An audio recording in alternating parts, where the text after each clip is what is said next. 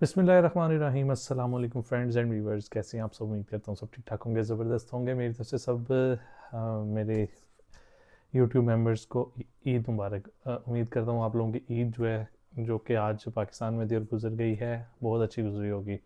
मेरी भी शुक्र अल्हम्दुलिल्लाह नॉर्थ साइप्रस में बहुत अच्छी, ये कोई 7वीं 8वीं ईद थी तो बहुत अच्छी शुक्र अल्हम्दुलिल्लाह गुजरी है। जस्ट एक बारिश के प्लान की वजह से कुछ प्लानिंग्स मिस हुई हैं, लेकिन फिर भी शुक्र अल्हम्दुलिल्लाह उसमें भी अल्लाह पाक की बेहतरी होगी।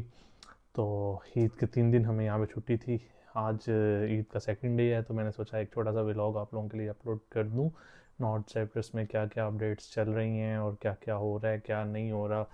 तो मैंने सोचा अपनी हॉलीडेज़ में चले वीडियो बना के जो है अपलोड करूँ। अच्छा, नॉर्थ साइप्रस की बात करते जाएँ।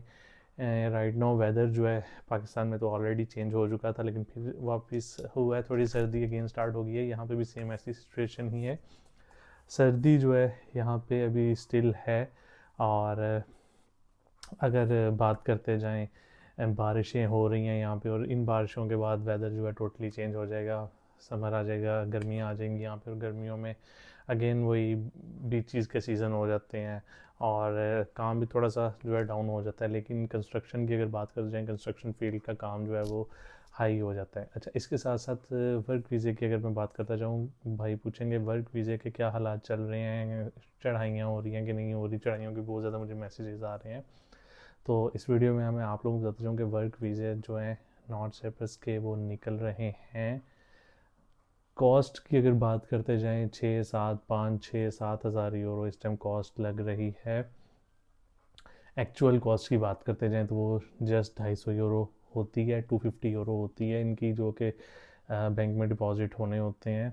और अगर एक बात करता जाऊँ, अगर वीज़ा रिजेक्ट हो जाए, लाइक आपका यहाँ से वीज़ा कैंसिलेशन हो जाए, तो उसमें आपकी फ़ी जो है ये 250 यूरो कुछ कंपनीज वाले रिटर्न कर देते हैं, कुछ नहीं करते। लेकिन मोस्ट प्रॉब्लली अगर आपकी फ़ीस जमा हो गई है, डेट्स मीन आपका वीज़ा जो है वो निकलेगा। कितने दिनों में निकलेगा? मैक्सिमम डेट्स की अगर बात करते जाएँ, 14 15 या फिर मैक्सिमम 25 डेज तक निकल आता है। सम टाइम कुछ रीजंस की वजह से अगर बात करते जाएँ, मैक्सिमम डेट से 2 माह तक मैक्सिमम हो सकता है। लेकिन अगर इससे ज़्यादा टाइम ड्यूरेशन हो जाए तो वो या फिर आपका एजेंट आपके साथ स्कैमिंग कर रहा है, या फिर आपके साथ कोई इशू हो रहा है।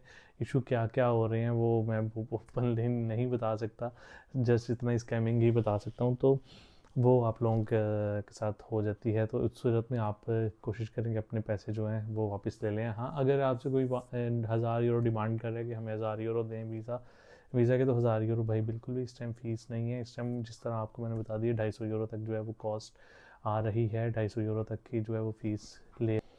टाइम ड्यूरेशन, वीज़ा कॉस्ट, सारी चीज़ें मैंने आपको बता दी हैं। अच्छा, इसके साथ साथ मैं आप लोगों को बताता चाहूँ कि नॉर्थ साइप्रस के वर्क वीज़े की अगर बात करते जाएँ, अगेन वही कि मैक्सिमम डेज जिस तरह मैंने आपको बता दी है, 25 से 30 दिनों तक वीज़ा निकल आता है। चढ़ाइयों की अगर बात करते जाएँ और साथ साथ ये बात करते जाएँ कि वीज़ा अप्लाई करने के अब किन किन मामला की ज़रूरत होती है। वीज़ा एप्लीकेशन के लिए अब आप लोगों को एनातोलिया ऑफिस जाना पड़ता है। डिफरेंट सिटीज़ में, लाइक 3 सिटीज़ में इन्होंने अपने ऑफिस बनाए हैं, बाकी सिटीज़ में भी इनके एनातोलिया की ऑफिस हैं।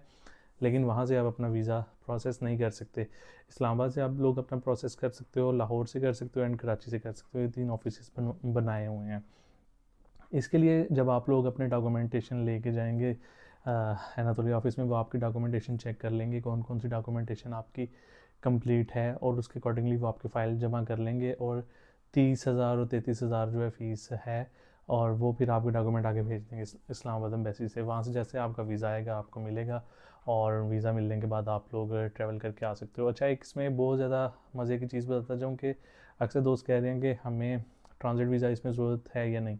उसकी मैं बताता जाऊँ कि लाहौर से अगर आप लोग फ़्लाई करके आ रहे हो मोस्टली, तो उसमें आपको ट्रांजिट वीज़ा की बिल्कुल भी ज़रूरत नहीं है। वहाँ से ट्रांजिट वीज़ा की वो डिमांड नहीं कर रहे, जस्ट आपके पास एम्बेसी का जो वीज़ा है वो चेक कर रहे हैं, वो वेरीफाई कर रहे हैं, और उसके बाद आपकी ticket and return ticket check कर रहे हैं ओरिजिनल, और आप फ़्लाई करके जो है इजीली नॉर्थ साइप्रस आ सकते हो। चढ़ाइयाँ जो है डायरेक्ट फ़्लाई वो हो रही हैं, लेकिन उसकी कॉस्ट जो है वो बहुत ज़्यादा हो गई है। लाइक अगर जो काम 2 लाख का होता था वो 4 पे चला गया हुआ है। तो इस तरह काम हो रहे हैं।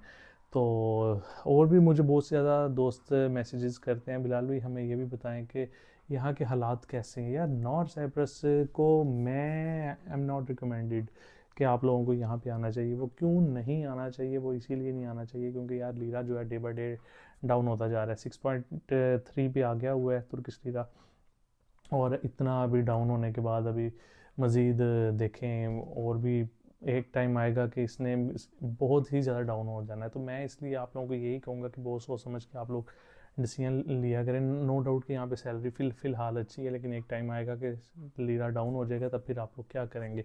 फ्यूचर फिर उस तरह का आप लोगों का सिक्योर नहीं होगा। तो इसलिए चीज़ों को जो है बहुत ध्यान से देख के स्टेप लिया करें। अगर आपने पाकिस्तान में कुछ बनाना है देन नॉट रिकमेंडेड, लेकिन अगर आपने यहाँ पे अपना फ्यूचर सेट करना है देन आई एम रिकमेंडेड। तो ये कुछ चीज़ें हैं। बाकी मज़ीद कोई और अच्छी सी वीडियो हुई, कुछ और अच्छी सी चीज़ें माइंड में हुई, वो मैं आप लोगों के साथ ज़रूर शेयर करूँगा। अभी तक के लिए बिलाल भाई को ढेर सारी दुआ में याद रखिएगा। टेक केयर, अल्लाह हाफिज़।